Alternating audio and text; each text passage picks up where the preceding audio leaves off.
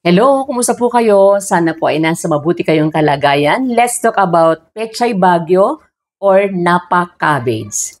Dito po sa Pilipinas, ang tawag natin dito ay Pechay Bagyo. In English, Napa cabbage. Ito po ay kilala rin sa tawag na Chinese cabbage. Sa ibang bansa, meron din silang ibang tawag dito. Sa Australia po, tinatawag nila itong wombok. Sa New Zealand naman ay wongbok. Pero sa United Kingdom, ang tawag naman po nila dito ay Chinese leaf at winter cabbage. Ang Pechay Bagyo po ay mayroong kulay puting stalk, kagaya nito, at kulay light green na dahon. Ito po ay karaniwang ginagamit sa mga Chinese cuisine at sa ibang Filipino dishes. Iba po ito doon sa kilala natin na Pechay Tagalog na mayroong matingkad na kulay berdeng dahon at payat na stalk. Ang Pechay Bagyo po ay isang popular na ingredient o sangkap sa paggawa ng kimchi at karaniwan po ang ginagamit ito sa mga stir fries, sa mga soup at salad. Ito po ay pwedeng kainin ng hilaw o luto. Ang pechay po, maging pechay Bagyo man yan o kaya pechay Tagalog, pareho po iyong mayaman sa vitamins, minerals, antioxidants, and fiber na kailangan ng ating katawan para maging malusog. Ang pechay Bagyo po ay sagana rin sa vitamin A na tumutulong para maging malusog ang ating balat at ang ating mga mata. Mataas po ang vitamin C content nito na nagpapalakas ng ating immune system. Mahalaga rin po ang vitamin C para sa collagen production at wound healing or mabilis na paggaling ng mga sugat. Meron din po itong vitamin K na importante naman para sa blood clotting at wound healing.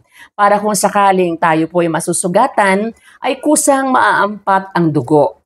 Kasi pagkakulang po tayo sa vitamin K, mabagal pong mag-clot ang dugo at mabagal din po ang wound healing. Meron din pong potassium at calcium ang Pechay Bagyo na kailangan naman para maging malusog ang ating puso, ang ating mga buto at ang ating mga ngipin. Meron din po itong iron na kailangan naman po ng ating dugo para maging malusog at hindi po tayo maging anemic, makaiwas po tayo sa anemia.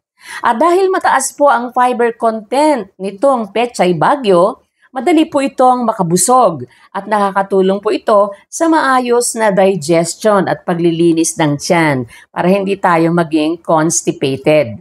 Napakababa po ng kolesterol at saturated fat nito. Kaya maganda po ito sa mga gustong magpanatili ng kanilang ideal na timbang, ideal weight, yan yung tamang timbang ng katawan, at sa mga taong nanganganib na magkaroon ng sakit sa puso. Maganda po ito. Mayaman din po ang Pechay Bagyo sa antioxidants na lumalaban sa mga free radicals para makaiwas tayo sa mga sakit kagaya naman ng cancer at sakit sa puso. Meron din po itong folate or vitamin B9 na kailangan for healthy blood cells and circulatory system.